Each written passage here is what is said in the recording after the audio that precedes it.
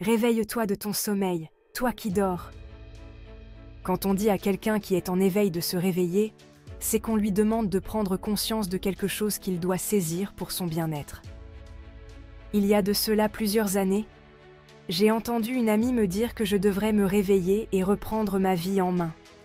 Elle me présenta sa belle méthode pour que je puisse accéder à ce réveil, à ce qui est de mieux pour moi, mais ce n'est que des années plus tard que j'ai pu trouver et adopter une méthode qui m'a vraiment séduite. Quand vous êtes en proie à la maladie, on vous invite à vous éveiller à la santé. Quand il s'agit de la pauvreté, on vous demande de vous éveiller à la richesse. Lorsqu'il s'agit d'une relation dégradante qui vous tire en arrière, on vous invite à vous éveiller à ce que vous valez mieux ailleurs, dans une autre relation qui vous valorise mieux. Dans tous les cas, on vous invite à vous réveiller à plus de vie, plus de bonheur et de plus joie. Comment effectuer ce réveil? Je vous parlerai de la méthode que j'ai trouvée depuis des années et que je continue d'utiliser efficacement jusqu'à présent. Il s'agit de l'éveil spirituel, l'éveil de l'homme à sa véritable nature ou identité. Quelle est notre véritable nature? Nous sommes faits d'une substance qui inclut tout le bien que nous ne pouvons jamais imaginer. Nous sommes faits de Dieu, et Dieu est toute l'abondance du bien. Donc, nous sommes faits de l'abondance du bien. Tout notre être dans sa réalité est cette abondance infinie, santé infinie, harmonie infinie, paix infinie, etc. Mais nous en sommes si aveuglés que tout ce que nous voyons, ce sont les images inversées de cette plénitude, de cette abondance, de ce tout bien. Cet aveuglement est dû à l'éducation reçue, à l'environnement autour de nous, aux apparences limitatives et limitées que nous prenons malheureusement comme faisant effectivement partie de nous. Malheureusement, tant que nous continuons à nous définir sur la base de ces sens et de cette éducation, nous demeurons ignorants de qui nous sommes. Et quel avantage peut-on tirer de notre héritage dont nous ne connaissons pas l'existence? Aucun. De même, demeurer aveugle à la vérité de notre identité réelle de fils et de filles de Dieu, c'est rester affamé à côté d'une grande salle de fête où l'on organise tous les jours pour nous la fête la plus riche et la plus animée. Nous n'y aurons accès que par notre réveil à son existence et à notre lien avec la vérité. Ce réveil consiste à nous connaître divinement, à nous identifier à Dieu, à la source de toute abondance qui est la substance dont nous sommes faits en réalité.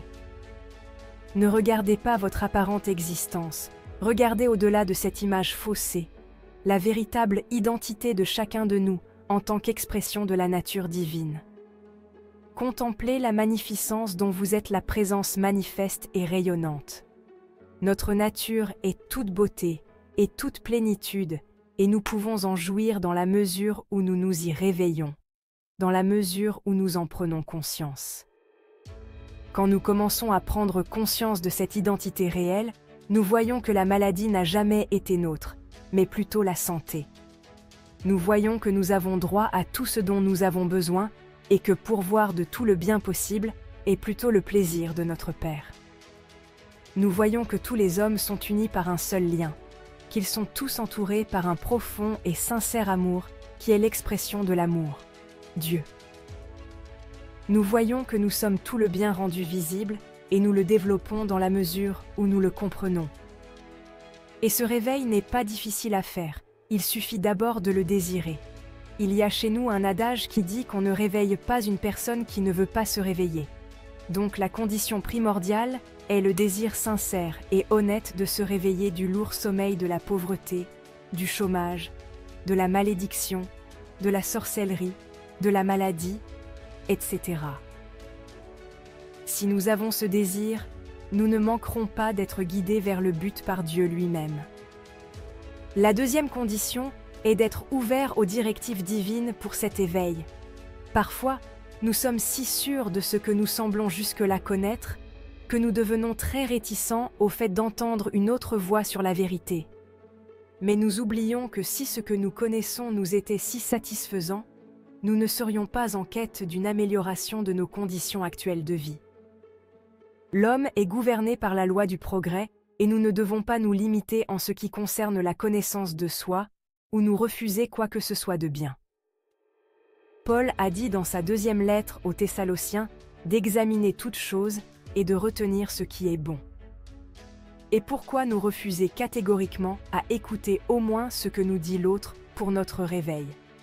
Nous n'avons pas besoin de le mettre en pratique si cela va à l'encontre de nos convictions les plus profondes. Mais, quels que soient les moyens utilisés, nous avons l'obligation de nous réveiller pour nous-mêmes et pour l'humanité. Nous avons besoin de nous connaître spirituellement pour mieux nous servir nous-mêmes, servir Dieu et l'humanité. Et nous avons la possibilité de commencer cet éveil à notre identité réelle dès aujourd'hui, à l'endroit où nous sommes et dans les conditions actuelles. Le chemin peut paraître très étroit, mais l'issue est d'une valeur inestimable. Réveillons-nous donc à tout le bien qui est intrinsèquement nôtre. Tel est notre devoir et droit divin.